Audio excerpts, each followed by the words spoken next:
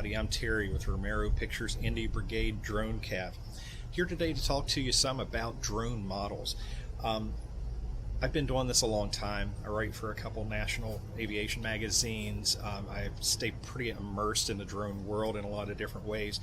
And so I get asked a lot about what some good models are, whether from new drone operators or more experienced operators. There's a lot to stay on top of because the technology changes so fast. We've got new cameras, new drones, and there's a race among some of the top manufacturers to bring out the biggest, whatever, the fastest, the best camera, the best obstacle avoidance and guidance. So there's all these cool things coming out all the time. So I kind of live and breathe in the drone world. So I try and stay pretty well abreast of what's going on.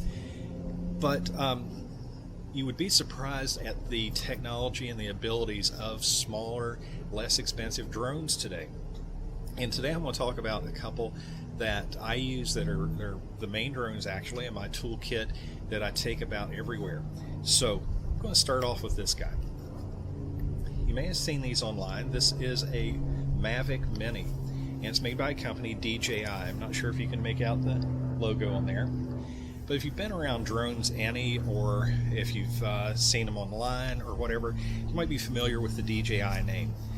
They're the biggest drone manufacturer in the world. They make a bunch of different models, from these really big heavy lift things for agricultural uses or carrying big payloads, to some non-drone products. And they even have some small robotic devices. I don't want to call them toys, they're pretty sophisticated. But this is the smallest drone DJI makes, and it's tiny. It folds up really easily, and once it's all packed down, it's a little smaller, not as thin, but it's about the footprint of your cell phone in your pocket. Really tiny. And so this always reminds me of the old saying about the best camera is the one that you have with you. Well, I carry my Mavic Mini everywhere. It comes in a nice little case, so it's easy to just throw in the car or take anywhere. As far as expense, you'd be surprised it's not super expensive. The base kit with the drone, the controller, and one battery is like $3.99. But the better value, the better buy, is to get what's called the Fly More combo, which adds a couple extra batteries. So you have a total of 3 batteries. You have a combo charger that charges them all together. You have a nice case, like I mentioned, and some extra props and a few goodies, and it just adds another $100. So it's $4.99. $500 will get you into what I consider to be a good starting point for a real drone. Now, a real drone compared to a toy drone, in my description, is the cheapy $50, $100, $150 drones you buy online for the kids to play with.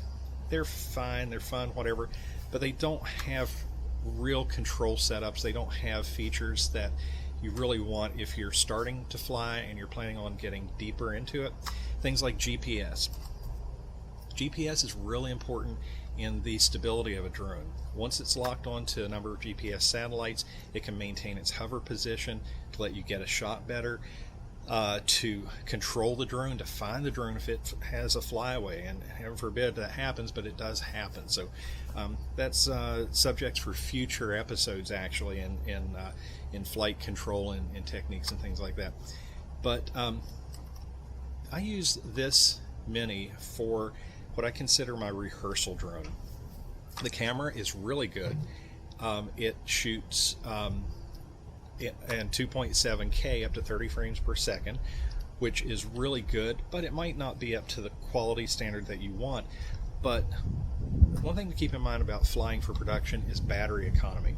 And so you may only have a few batteries for your main drone, and you don't want to expire all your batteries setting up a shot. So this little fella, again, I have the one with the 3 batteries. Each battery gives me 30 minutes of flight time. That's an advantage of it being small. The motors are smaller, so they're not chewing up a lot of battery. So I can get out there, work with the director, whoever is needing to set up the shot. We can fly it a few times. We can practice, basically rehearse the shot and get it the way we want. And then for the final shot, I'll pull out the big drone, or the bigger drone, and get the shot I want. And so that way it sort of gives a duality there to what I can do with it. Again, the 2.7K really isn't all that bad either, so it may fit if you're just shooting something to go online. That's plenty. Of course, it'll downscale too to 1080. It shoots still images at JPEG, though it does not shoot in RAW. So that's a few things to keep in mind about that. Little battery compartment pops open in the back. There's no battery in there now. You have a micro SD card slot. The card pops out. Pop it into your computer, download your files, and you're set to go. So, yeah, the Mavic Mini, not a bad little guy to get started with, and inexpensive, but the flight controls, the flight software and all are akin to what you're going to grow into if you advance into bigger and more advanced drones. So it's an excellent starting point. Now, I might mention it's not bad for a backup too, because you never know, you may get out there, have a problem with your primary drone, but the Mini can save the day.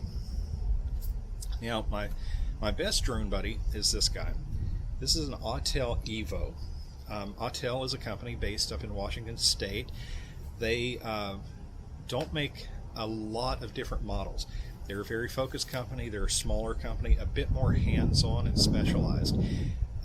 This model is very similar to the Mini in the way it unfolds. This is a pretty common design. You'll see this with the other DJI Mavics, the Mavic Pro and Mavic Air. So this is sort of a design you'll see across the industry. So what does this have that the Mini doesn't? Well, as you can see, it's a good bit bigger. It's not huge by any means, but it is a larger aircraft. It has about a roughly mid-20s minute flight time. I'll mention here, that's not something you really want to push. I always land my drones with about 25% of battery to spare. So I figure realistically I'll put this in the air for maybe 15 minutes. Then I want to bring it in. I can push it, get a little more flight time, but again, it's better safe than sorry. This guy has obstacle avoidance in the front, has cameras on the bottom, the rear, so that helps with your guidance, your positioning, your obstacle avoidance as far as hitting something or flying around objects too closely. But the camera is where it really shines. The Evo here has, let me pop the guard off. It has quite the camera. It shoots in 4K up to 60 frames per second. But the processor on board is very powerful. It'll write at 100 megabits per second. So that's giving you a really quick data rate, and you can get some really good quality images. It does shoot in log, so you have much more flexibility as far as color correction and grading down the road. And for stills, it shoots in JPEG and RAW. So again, a very capable device. Very similar as far as a slot here on the side. It's probably hard to see on the camera, but has a little micro SD card slot there. Same thing, you pop the card out, pop it in your computer, and you're good to go. Just download your files and take it from there. Now, again, there's similar models out there. This drone is the Autel Evo. This is the first generation. You can find these for a little over $1,000, and they have similar offerings with extra batteries and all that go up a few $100s. They're still fairly inexpensive for what you can get. I've been flying this guy getting close to a year now. Haven't had the first hiccup with it, so I can't say that I've had to really deal with support a whole lot, but I have talked to their support in the past, and it's been top-notch, very good, so I can speak well of them for that. Again, very similar models from DJI, the Mavic Pro and the Mavic Air, which would be maybe a step down from these, would fit in the middle as far as price goes, but the Mavic Pros tend to be more expensive, and they split off into two different models.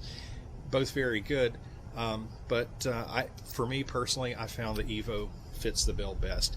One other thing, I don't know if this is the most useful thing in the world, but this does have a digital zoom. We all know the differences between digital and optical zoom, but it does have an 8-time digital zoom. So there may be a situation that could come in useful. And if it does, it has it. Again, a very nice controller. And the one thing unique about the controller for the Evo is it has its own built-in screen. Most others don't. Most others, you pop a cell phone or a tablet or something on there to see what the drone's camera sees. This one you can fly without doing that. It's a small screen. I can't remember the exact dimensions, maybe 3 inches. So it's not huge, but you could fly if you need to deploy really quickly and get in the air. You could do that. But you can also, of course, attach a tablet or cell phone for a second screen, so you have your telemetry on one screen and the flight view on the other screen. So again, another excellent choice, and the Evo has been a good proven model the past couple years since it's been out. Now I will say, just recently, this past month or so, the Evo 2 was announced. Don't know exactly when it's going to ship yet, probably within the next few months if I had to guess, before summer, but don't hold me to that. The Evo 2 is, of course, as you would expect, the next generation of this model. But what does it give? Well, let's just say I can't wait to get my hands on one. In addition to the obstacle sensors on the front and the back, it has even more sophisticated sensors all around. So if you're flying in tight quarters, through trees, through maybe a forest or woods environment, or around structures or whatever, it's going to work harder. It's going to be more sophisticated as far as going around and over objects and things to keep from hitting anything.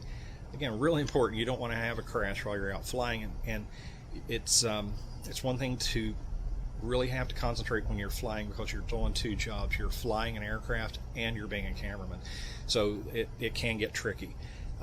Not that obstacle avoidance is something to just completely rely on and be carefree and say, hey, go at it, don't worry about hitting anything. You still have to be responsible for the flight, but this will help. But let's talk about the cameras on the Evo 2 for just a second. Excuse me. 6K and 8K. Yeah, there you go. They're going to have those two models available, and they'll be interchangeable. So if you buy one model, say you buy the 6K model, but you later want to get the other camera, you're going to be able to get the other camera and replace it yourself. So that's going to be a huge advantage. You're not going to have to buy another drone to just switch off cameras. So that's really a cool thing. Understand they're having a third camera release. It's going to be one of the 6K or 8K cameras, but it's also going to have a FLIR camera. Now that's going to be more for search and rescue, law enforcement, things like that need to do the thermal sensing and temperature-based search. But it's going to be really cool to have a dual camera setup like that too. So anyway, Autel is really beating up the technology moving forward. So they're a good brand. I know I sound like I'm sales pitching. I'm really not. I'm just telling you from my experience in flying and owning so many models what works really well for me. But anyway, that's a little bit about a couple models. Again, by no means am I saying, oh, these are the best in the world, this is the only thing you should own. Not necessarily so, but these do amazingly well. You don't really have to think about spending thousands and tens of thousands of dollars to get in the drone cinematography game. You don't necessarily have to have a $10,000 airframe and a $30,000 camera. I mean, those are great for big productions, but we're talking about low budget and even zero budget productions where you can get a tool for $1,000, $1,500 with accessories, and use it over and over and over. You'll get your money's worth out of it. It's going to be that camera platform in the sky that you can put anywhere. You can do so many things with for crane shots, tracking shots, dolly shots, amazing stuff. So anyway, I hope that helps. And I just want to mention too, I am a mentor here on the Indy Brigade. So if you want to talk more about models, you want to talk about getting into drones, you want to talk about your FAA certificate, how do you get that, because you need that to fly commercially, anything like this, book a session. We'll talk. We'll spend a couple hours talking about your needs, what you want to do, how you want to proceed with using drones in your productions, or if you are not wanting to fly yourself and you're needing to hire a drone operator, what to look for in a drone operator, what questions to ask, things like that. Important stuff to fly safely, to fly effectively, and get the most for your production. So anyway, again, my name's Terry. Appreciate you taking a look, and I look forward to meeting you all and talking with you. And hey, I'm accessible. Let me know what you need. So anyway, onward and upward.